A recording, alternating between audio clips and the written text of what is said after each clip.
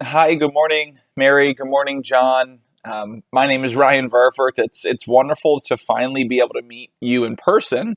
I feel like we've been doing Zoom calls virtually now for quite some time, but it's wonderful to finally get you here in the office at Verfurth Wealth Management.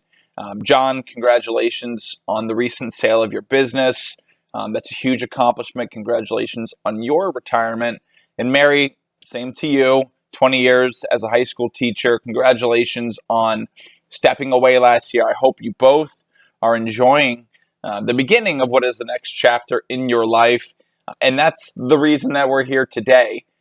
So thank you again. I know we had to delay the meeting. I recently had twin daughters, both girls, and Charlotte and Bridget are doing well as their mother. It's been they're actually 3 months tomorrow, so it's been a very hectic time, but we're blessed to be here, and it's been very rewarding. I know you all have two kids as well, so nice to be able to connect in that way.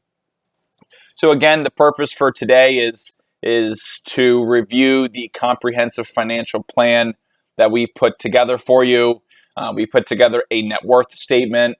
We've reviewed, as you all have asked, some of the various insurance policies that you have to make sure that you have adequate coverage. We'll discuss the long-term care recommendations that we have for you. And then lastly, on the investment side of things, you all wanted us to take a look at your current investment positioning and recommend an asset allocation strategy that maximizes investment performance. So in front of you is the financial plan that we've prepared. It's going to provide a framework for helping you reach your financial goals as well as your financial objectives. So at a high level, we'll run through the plan. There's a number of sections consisting of, first, a summary of your financial health. We'll talk about risk management and the insurance part of the financial plan. Then we'll discuss investment planning. That'll bring us to retirement planning and tax planning. And then lastly, we'll discuss estate planning, which I know is a concern of yours. And then the action plan, which is some of your immediate recommendations and things that you all can do to improve upon your financial situation, which is always the goal for these meetings. So again, wanted to review the client goals, the goals that you all set forth to me at the beginning of our engagement. And firstly, as we went through your plan, the goal was to look to find ways to reduce any estate and gift tax liability. We've reviewed some of your estate planning documents, and we have others that we wanted to discuss with you. I've mentioned before reviewing insurance contracts. That's something that we've done, and we're prepared to share our takeaways as well as discuss long-term care for you all. Third was to focus on and reduce personal income taxes where we can. And then on the investment side, congruent with your all's risk tolerance level, recommend a diversified portfolio that'll help you meet your investment needs and your objectives. So first, I'll just quickly review the risk tolerance. This is something that we've discussed over a number of different conversations, and from my understanding, what you've conveyed to me is that neither of you have any hesitations or really are risk adverse. So both willing to assume a moderately high level of investment risk. And based on our assessment, which we'll discuss, we do think you have the risk capacity to assume a higher level of risk than others. So first, let's discuss the section, which is a summary of your financial health. There's a number of ratios and things that we'll discuss in this section, as well as cash flow and kind of your all starting financial position. So let's just review the current position for you all. Our financial report shows a net worth of $12,943,523. So let's just call it just shy of $13 million at the current state. And last year, actually the tail end here, now that it's the end of 2021, you all for the year had a net disposable income of positive $1.28 million. So what we know is that we have a sizable net worth, and we think that you have adequate disposable income that can be used to reach your financial goals. One ratio in particular I wanted to focus on right at the start of our conversation. It's going to be a theme for us throughout the conversation today. Is your first financial ratio that we'll discuss is what's called the current ratio. And really what the current ratio is, it's a comparison of your current assets to your current liabilities. So you actually divide the current assets over your current liabilities, which measures your ability to pay short-term obligations. And usually when you have a decent, or I would say an average current ratio, it's somewhere between 1 and 2. And usually over 2 is starting to get into a territory where you may have a situation where you have too much cash on hands. So at the way that your current ratio is, we calculated it by dividing $850,000 by, which is your current assets, including the $800,000 and change that you have in CDs, to your current liabilities, which is really namely from the vacation home of $21,169. That gave us a current ratio of 40.15. So this is a high number. What this tells us is that we have too much cash on hand. It suggests that we're missing on a chance to have these dollars provide a better investment return compared to cash. So when we look about how much cash we should have on hands, the recommendation broadly is an emergency fund, 3 to 6 months. Depending on your level of risk, I would suggest having a fully funded emergency fund of 6 months, in which your case, that would be roughly $96,000 in cash on hands, which would be 6 months of your all's living expenses. So we have well and above those thresholds at this current moment. And congruent with our goals of maximizing investment return, there's an opportunity to have some of this cash earn more money for us than what it currently is. In addition to that, something that we were looking at was the mortgage that you all have on John's vacation home. That mortgage is costing you 5%. So really what we're looking at is your long-term debt is costing you more than what some of your cash and cash equivalents are earning you. So what we recommend is that you pay off the mortgage entirely because it's costing you 5%, and you're not getting the tax deduction on the interest from the vacation home, which we are going to discuss later on our recommendations for you to take the standard deduction. We'll get there in just a little while, okay? I'll stop just real quick and see if there's any questions at the current time frame. Don't want to rush through anything on your all's behalf. Okay, great, no questions, that's great. One of the things that we are going to be monitoring and discussing throughout the conversation is the sale of John's manufacturing business. You will have an installment note as well as the down payment, which you all experienced and came through this year. And we're going to have another large injection of cash over the next couple of years. So we think that as that installment payment gets going, as it has, we should be investing part of that and incorporating it into our investment plan, as well as using part of that cash flow to maintain your monthly living expenses. So that's kind of a summary of your financial health in a snapshot there. The next topic that we're going to discuss is everyone's favorite topic, risk management. So what we've done is gone through your insurance coverages, your home, your auto, your health insurance policies. We've also discussed and reviewed your life insurance policies, and I know a topic of conversation is long-term care. So we're going to cover everything under the sun, and what we have found through our analysis is there are strengths, there are some weaknesses as well, but let's jump into first the homeowner's policy. We'll discuss one of the improvements that we think can be there. Okay, so first, we think the policy value needs to be adjusted. Right now, it's providing $400,000 of coverage, which we think will provide a shortfall. It's not what we want upon the event of a loss. So really, when it comes to the homeowner's policy, we want to have at least 80% coverage on the home. So with the home value being $775,000, we should have at least $620,000 to provide adequate coverage there. So we need to tweak that just a little bit to get a full coverage, to go full adequate coverage, I should say. And then also one of the things that came up in our analysis was your proximity to the Connecticut River. The topic of flood insurance came up, and it's important to mention that your HO3 policy, the home policy, it has several types of losses that are excluded from coverage, and one of them being flood insurance. So what we recommend you all do is purchase an endorsement to your policy that covers flood insurance. So that would be kind of more of an immediate attention item for you all.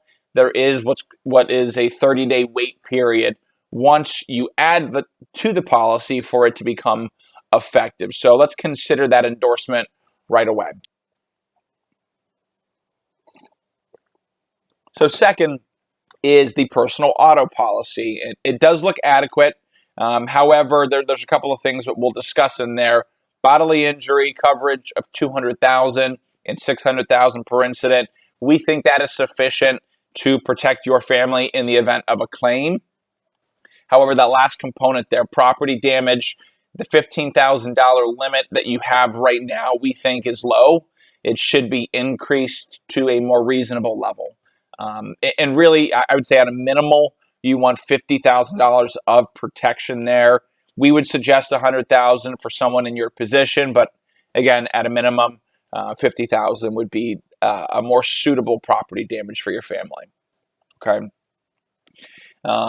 Next would be the topic of life insurance, and after doing an analysis, we actually think there is no need at this time for you all to purchase additional life insurance.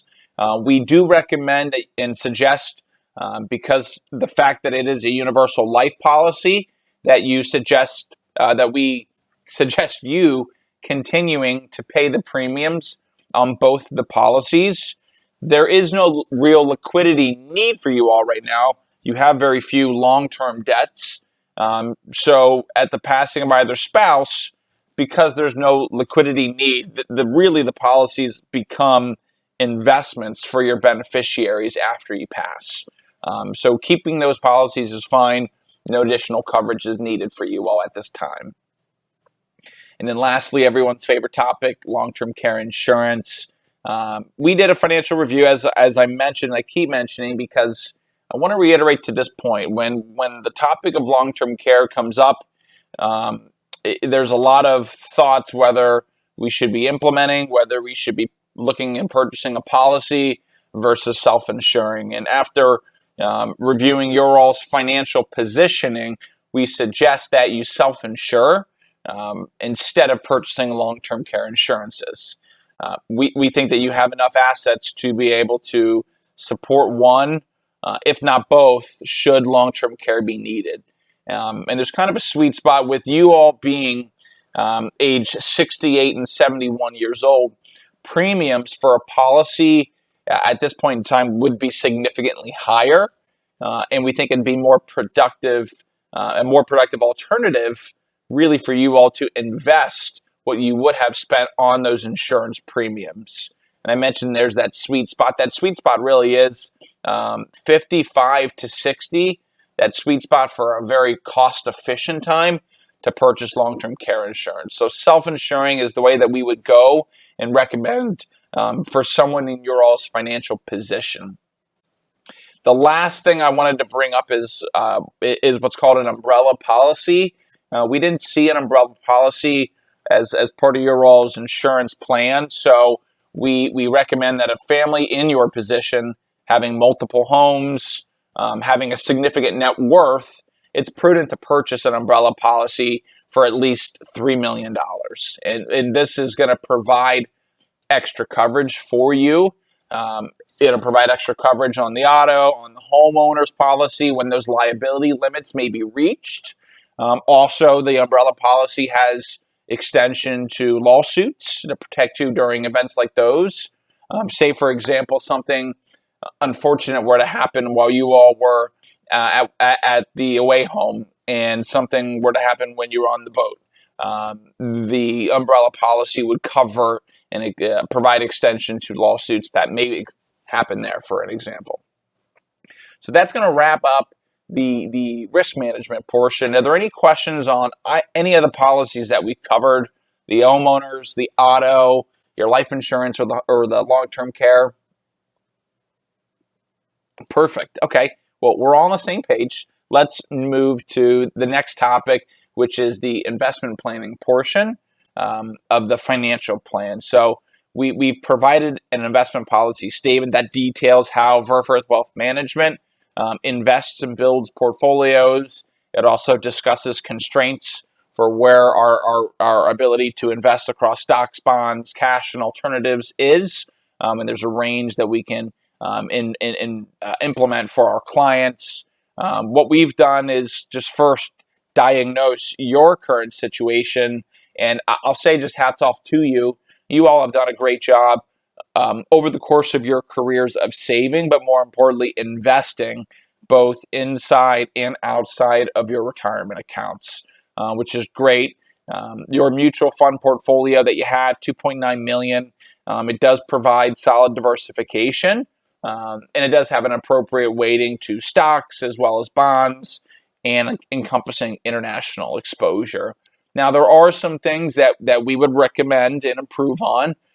So we'll just kind of run through and itemize some of the suggestions that we've made after doing an investment analysis. First, it's going to be the stock portfolio. Simply put, that account being at $960,000 fair market value. Actually, it's $940,000. It really is focused on 5 stocks. So we think that we could better diversify this portfolio, meaning that's really only taking single company risk in five companies. We want to be better diversified, especially considering the dollar amount of nearly $1 million for this portfolio. We do think that there's some tax harvesting that can be done to create a $3,000 loss this year, which will reduce your ordinary income taxes for the current year. And that's going to be coming from Stock A. Stock A has a large unrealized loss. And after using that $3,000 ordinary income reduction this year, we have a huge carry loss going forward that we can use in future tax years until the entire carry loss forward is fully used. How we would do that is probably first reduce the position of Stock D and better diversify. It's an overly concentrated stock position. It's nearly $500,000 in cost basis. So we think that's too much exposure to a single company.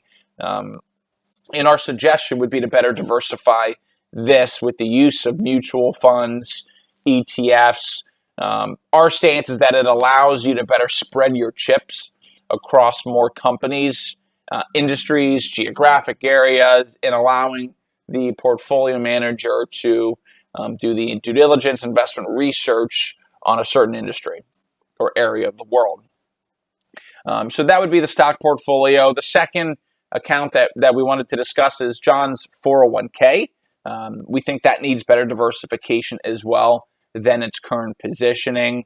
Right now, that account sits at a beta of 1 to the broader market. Basically, it just moves exactly in tandem with what you see when you turn on CNBC and you see the stock market's down or it's positive, whatever percent for that day. John's 401k is moving in lockstep with that broader market. So we want to add a sleeve of bond mutual funds into this portfolio. We also think because it's a retirement account, we can add an alternative sleeve into this portfolio. We would take maximum a quarter of that, so $250,000, and utilize private alternative investments, which we think better diversifies your portfolio. We discussed that beta, or that moving in lockstep with the market of 1. Adding an alternative sleeve will better reduce the overall correlation to this particular portfolio. and we actually wrap them inside the retirement accounts because some of the private investments that we use can be tax inefficient. So it's smart to go ahead and use those in retirement plan because, again, you're using a tax-deferred account there. One thing I did wanted to discuss is the 401k is invested in the S&P.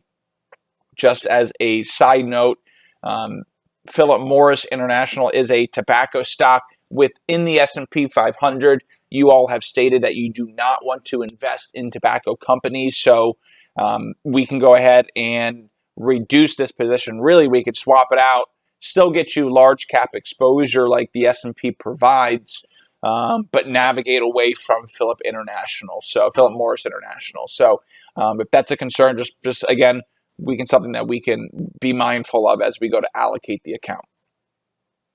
Mary's 403B is one thing we'll discuss. It's in a target date fund, which are great investments to help you achieve your long-term financial objectives. She's in a 2025 target date fund. Now, keep in mind, it's not the age-appropriate portfolio, being that she's 68. Really, the 2020 portfolio and the year in which she retired would be the most age-appropriate portfolio. But given your all's ability and capacity to take risk, I wouldn't recommend any change. I think the 2025 portfolio is a slight addition in risk, but wouldn't over-consume you all in any way. Any questions on the investment planning portion? Okay, perfect. Retirement planning. Let's jump into that section. We've done an analysis on kind of your all's retirement plan, and what we believe is that your current financial position is strong and it's meeting your retirement goals. Understand that there is a desire to contribute to retirement. For this last year of earned income, you all should make contributions, to an IRA. The maximum that you all can make this year is $11,000. And that's because John has earned income for 2021 of $11,000. Now, technically, the IRS maximum for someone over age 50 is $7,000 for 2021. So $7,000 John, $7,000 Mary, $14,000 total. But because there's only an earned income, of $11,000, that would be the maximum between your all's household. We can split it up however you'd like, $7,000 and $4,000, or right down the middle at $5,500 each.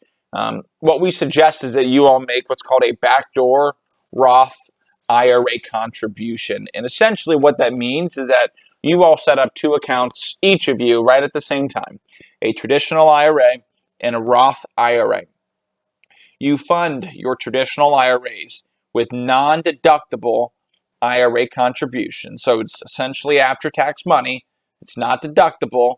It's dollars that you're taking from your checking account or cash equivalents. We fund the traditional IRA, and then as soon as the money's in the traditional IRA, we immediately convert it to the Roth. And the idea is to try to eliminate any market gains, because any gain that would happen in the short time frame that it's in the traditional IRA, there would just be earnings tax implications there. But by immediately converting it into Roth, you've now successfully completed this backdoor Roth IRA.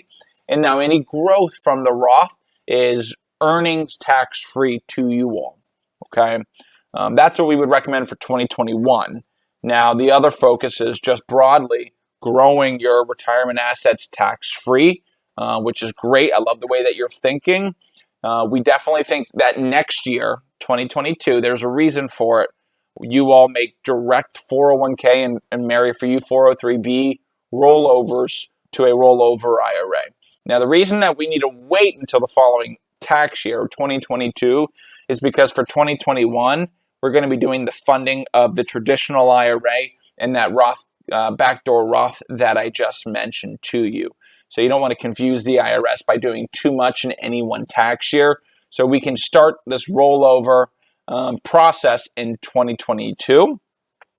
And then also what we could do is what's called Roth conversions in ensuing tax years. And a Roth conversion is similar to what I described to you of taking money from that traditional IRA to fund the backdoor Roth IRA. You're doing a similar motion, and what you're doing is moving a portion of your pre-tax money into an after-tax account. Okay, and yes, the amount that you convert, you will pay income tax on, which again is going to be a strategy that we use going forward. We recommend that Roth conversions are done in low income years or in years where you can fill up a federal tax bracket. For instance, say you guys are at the 35% tax bracket right now, and that provides anyone making income from $418,000 to $628,000. Every dollar earned in that range is at a 35% tax bracket. So let's say you're on the lower end of that range, $419,000. Well, you could convert up to, 100 and change so that you're not pushing yourself into a higher bracket, but you're staying within that 35% bracket. So you convert that dollar amount over to the Roth and then allow for earnings tax-free growth going forward. The last thing we'll discuss on the investment planning side and the retirement planning, is the qualified charitable distribution. John, I think you had asked about that. QCDs, we can do down the line. However, the QCDs are only available for charitable rollovers in your traditional IRA. So for this year, 2021, because we're leaving your 401k as it is, and we're not rolling over till next year, that option is not available. But next year, as we do that rollover and it's in a traditional IRA, then we're a go for that. Okay, and the maximum we could do in that year and any year going forward, once it's in the IRA, is a $100,000 QCD. Any questions on the retirement planning? Okay, perfect. Now we'll jump over to tax planning. So that's on page 5 in your packet. Yep. So some of the tax calculations that we did for you all, the big area of concern was the selling of the business, the installment note, the terms, and understanding the tax implications there. We'll review that first. Also, an area of concern for you all was the 1918 Jenny stamp, which, by the way, sounds really cool, and I'd love to see it because that's a piece of history in and of itself. So maybe you bring it by the office on our next visit. Just throwing it out there as a suggestion. But we ran a scenario of John holding it for the next 10 years and what the tax implications would be if he were to sell it. So let's jump in. The first is going to be this installment payment. Now, you all received the down payment this year as well as the payments for the last 10 months on the installment payment. And it's important to note that you all have a current cost basis, a tax basis on the installment note of $1,075,000. So $1,075,000. So what that's allowing us to do is define what your all's exclusion ratio is.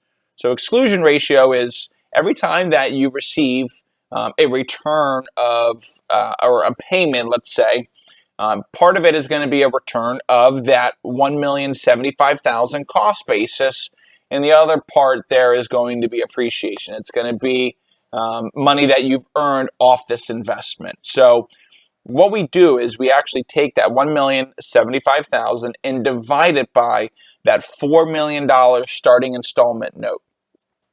We're trying to figure out what that exclusion ratio is. So when you divide that, it gives us 27%. That's our exclusion ratio. So let's just analyze the down payment so that we're tracking of what this looks like. So there's the $1 million down payment that you all received this year. 27%, that exclusion ratio, is a return of basis, and that's not taxable. So that's $270,000 of that $1 million payment is a complete return of capital to you all. Okay, return of basis, call it. That remaining $730,000, that's going to be a realized long-term and recognized long-term capital gain, tax at capital gains rates. And then that's going to follow through to all of the installment notes. So when we look at the first installment note, I believe, let me just take a look at my numbers here. The first installment note it's $36,568. Okay, so part of that is going to be interest income. That's $10,000 of that payment will be interest income, and that's going to be at ordinary income tax rates. And then that gives us a remaining net amount of $26,568. From there, we apply that exclusion ratio to find out what portion of that monthly installment payment is going to be a return of capital, okay, and not taxable. And that is $7,173. So that number is not going to be the same every single time, just based on how the note terms work. But each time that you get a installment payment, part of it will be interest income, taxed at ordinary income tax rates. Part of it will be a return of basis, not taxable, and then the other portion will be a long-term realized and recognized capital gain. Okay. So when it comes to the taxes and how you all file taxes this year for 2021, let me pull up the whole list that you provided. I appreciate that. Thank you. The total is $76,060. So you have a list of itemized deductions. However, it's important to note the SALT deduction, or what state and local taxes is the meaning for that. It actually only allows you to deduct up to $10,000 on that amount. So when you look at it, you all have almost $60,000 in taxes that you have listed here. Only $10,000 of that would be part of the SALT deduction if you were to itemize. Okay, so then we take that deduction of $10,000 and we add it to the other two itemize the items that you have here: the interest on the vacation home of $1,000 and the charitable deduction of $13,500. So if you all itemized, you would be able to itemize $24,500 for the year, just adding those three components up. So given that, it's actually more beneficial for you all to take the standard deduction. That's going to be the highest deduction for you all. Being that you both are over age 65, the standard deduction is actually $27,700. So higher than $24,500. We'll go with that one to get the highest benefit. And just so you understand the breakdown of it, the standard deduction for the year, it's $25,100. I mentioned because you are over age 65, and because of that age threshold, you actually get an additional $1,800 each, bringing you to that total of $27,700. So the standard deduction is our recommendation for this year. Now we'll talk about the Jenny stamp, which is really cool. I'm just fascinated by it. That's just me and my nerd cat that I put on. So we ran a scenario of today, going forward for the next 10 years, this stamp appreciating. On average, we ran with your scenario, John, of what you believed 8% per year growth. So 10 years from today, the stamp value will be $1.55 million. And then we ran a scenario of selling it and what that would look like for you all. First would be the commission. The commission on that would be roughly 15% is what we ran with to be conservative. Could be lower, but 15% was the number we chose. The 15% commission would then bring you to an adjusted sales price of $1.3 million, $1,317,500. So then from there, that's our sales price, but we have to bring out the cost basis that you all had, that you acquired from your mother, John, which is $500,000 on the date of her, on the date that she gifted it to you. So $500,000 would be subtracted from the adjusted sales price, bringing you to a gain of $817,500. Now, that's the number that we're looking at. There's a tax rate for collectibles, which is 28%. And we also have to add what's called the net investment income tax of 3.8% for a total tax rate on that sale of 31.8%. So 10 years from now, you were to sell it, you'd be looking at a federal tax liability, John, of $259,965. So I bring this whole scenario up to you because this particular asset, I think, is something of strategy going forward. Let's use that word. We should monitor it. As of today, the step up in cost basis is part of tax law. So if John were to pass away, the value of that stamp will step up in cost basis to the current fair market value when John passes. So again, it's an always ever-changing tax law environment, but as it exists today, the most efficient, tax efficient, that is, way to pass this asset to Mary and then to your beneficiaries is to hold on to it and allow that step-up basis to happen. And then if they were to go to sell the down the line, it would actually be less tax implications for you all. Any questions there? Perfect. So we have the last section here, which is estate planning, and then we'll jump into the action plan that we've provided for you. So first, from the estate planning, let's go over kind of what each spouse's scenario looks like and what you all look like together. It's important to note, John and Mary, that the portability option is still available. Simply what that means is each person is given an estate tax exemption amount of today at 2021, $11.7 million. Now, if one spouse passes, the portability feature allows the remaining spouse to utilize that $11.7 million. They were a married couple, filed jointly, so $23.4 million is the maximum for a family there in that regard. Each person able to utilize their exemption, but if they pass away and they haven't used it, it's still able to be accessed, okay? I say that because as it sits today, John actually has an estate that is above that 2021 11.7 exemption amount, okay? In addition, when we look at your current scenario, when we look at your assets, there is, in each estate, you're both subject right now to significant probate fees and expenses at this time. So we're going to work through ways that we can reduce those probate costs. We do understand that there are wills in place. We always think it is prudent now that we're engaging with one another. It's always prudent to review your wills since they were last updated.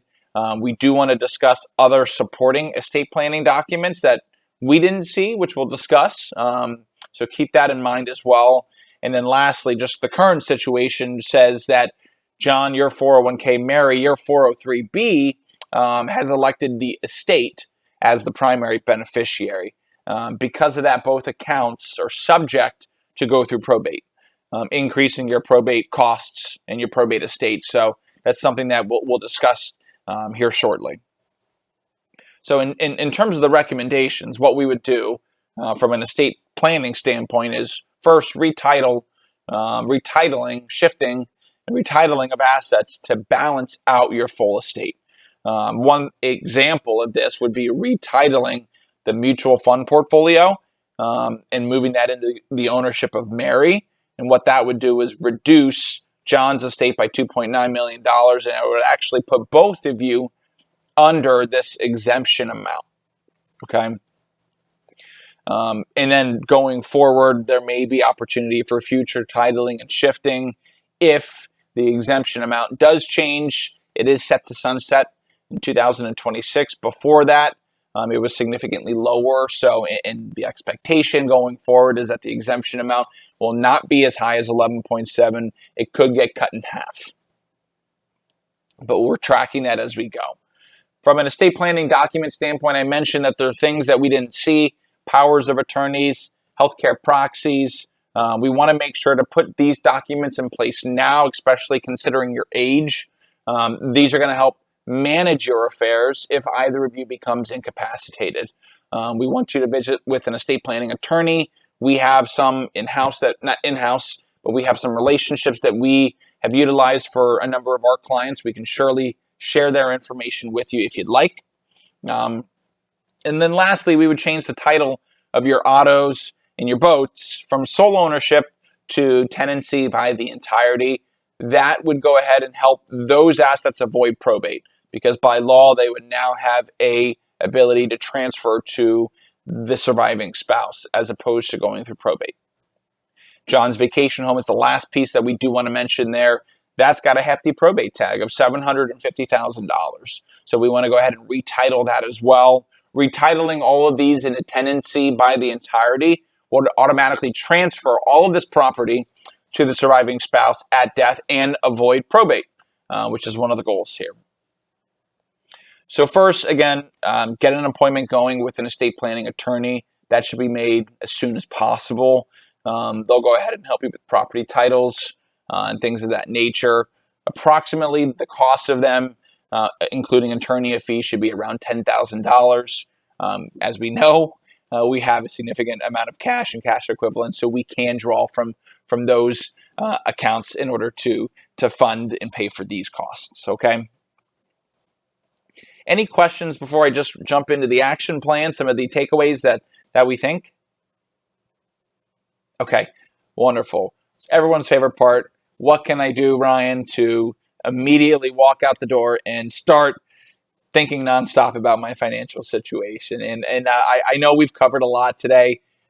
Listen, we're here for you all the time. So as we go through this and takeaway, the takeaway is really to focus on one item at a time. We can do it step by step, and we can do it at your all speed. If there's anything that we can clarify, just let us know. We're always here via phone, as well as email, whatever's easiest for you. Just give us a ring, okay? So overall, there were a lot of financial strengths. So please rest assured that you all presented and put yourselves in a very good financial situation. You have a high net worth.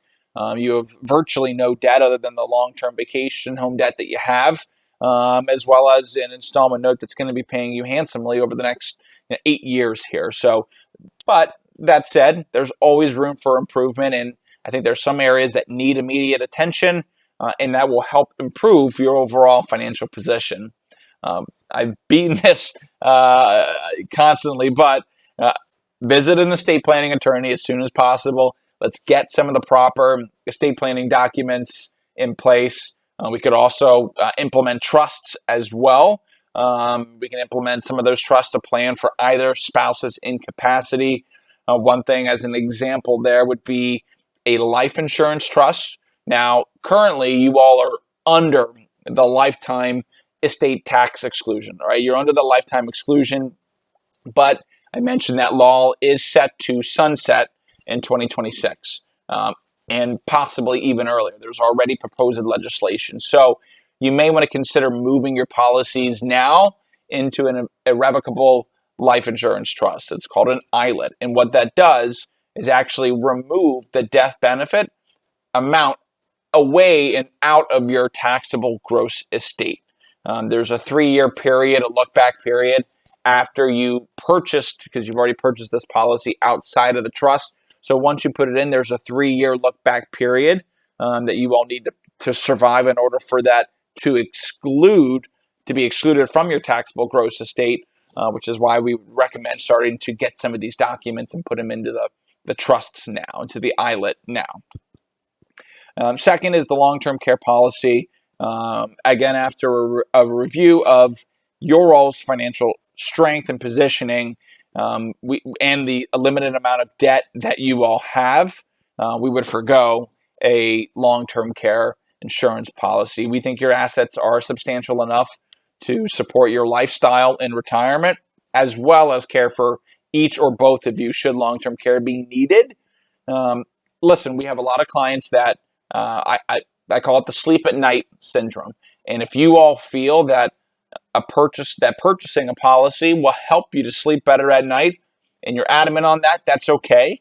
We can go through the process right away. You surely do have the financial strength to be able to handle the premiums monthly.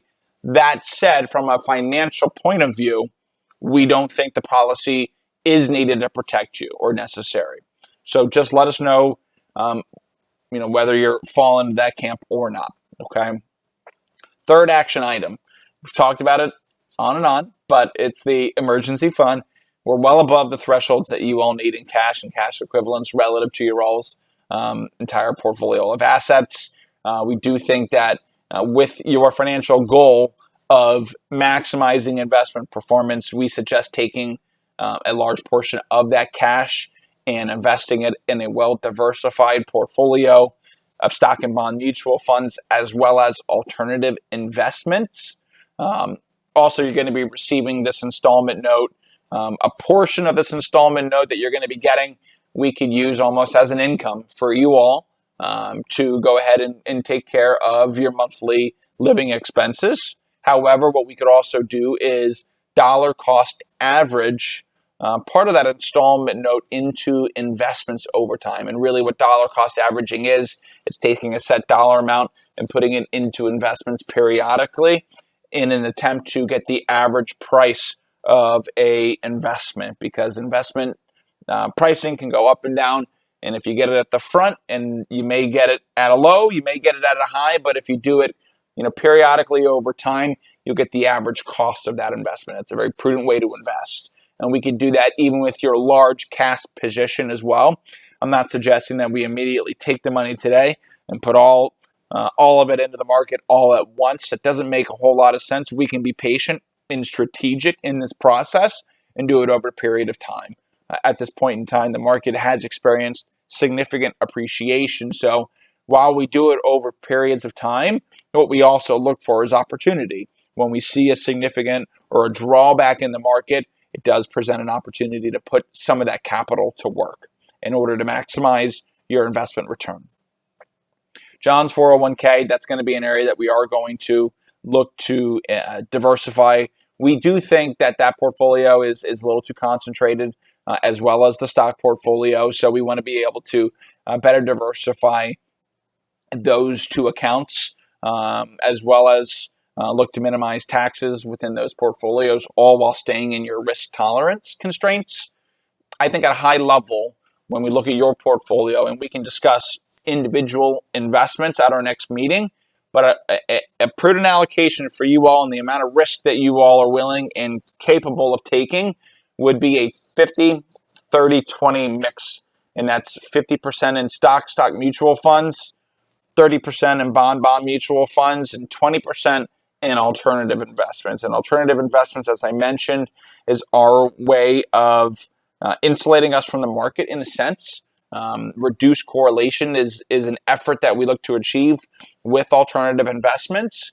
We like things like private real estate, which provide a high level of income to you all relative to bonds, as well as some appreciation. We like venture capital as kind of your long-term or your legacy piece, something that would be with less liquidity, that would be kind of a 10-year or longer time frame for you all.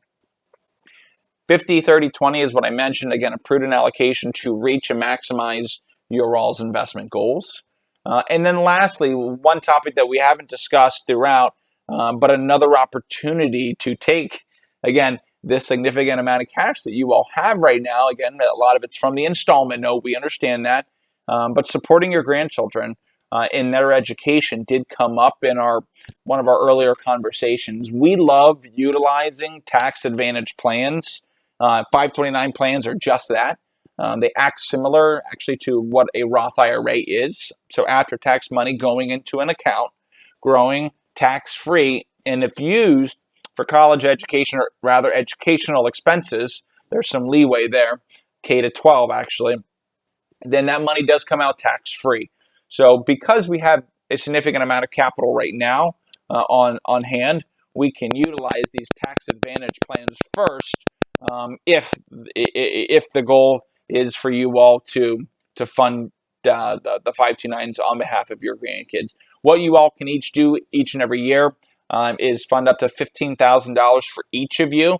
That keeps you under the federal gift tax liability. So no tax on that gift made to your children or grandchildren rather, and each of you can do that.